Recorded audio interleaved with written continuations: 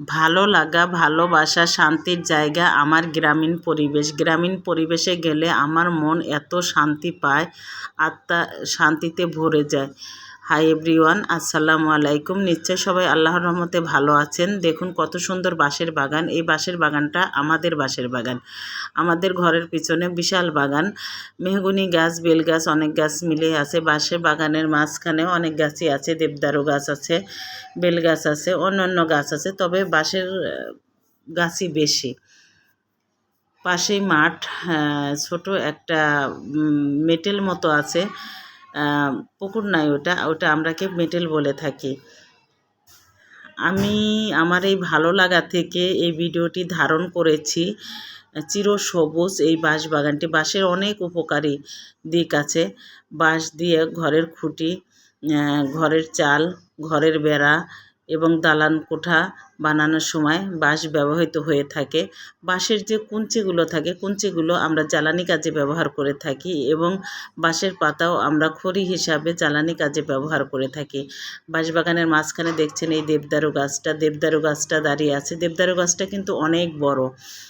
এই যে আরেকটা দেবদারু গাছ, অনেকগুলো গাছ আছে এখানে। মাঝখানে ফাঁকা অনেক জায়গা আছে।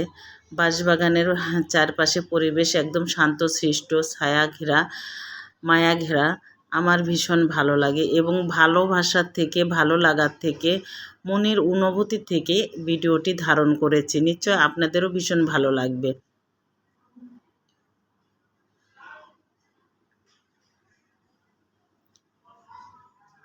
খুব গরম পড়ছিল, তাই বাঁশবাগানে গিয়েছি, কারণ গরমে থাকতে পারছিলাম না। এই ভাবলাম যে বাঁশবাগানের ওখানে যাইয়া একটু বাতাস পাই। আসলেই বাতাস ছিল, খুবই বাতাস ছিল।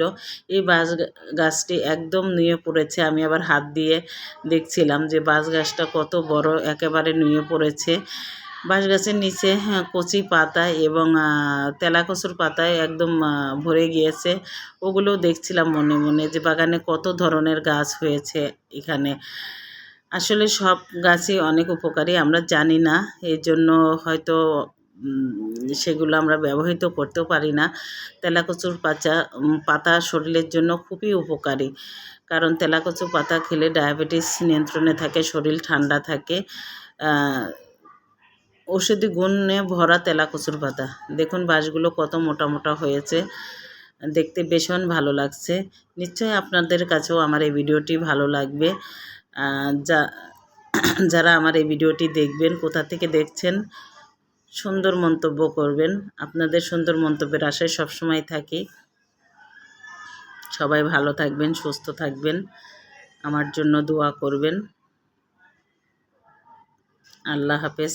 দেখা হবে নেক্সট কোনো ভিডিওতে ইনশাল্লাহ।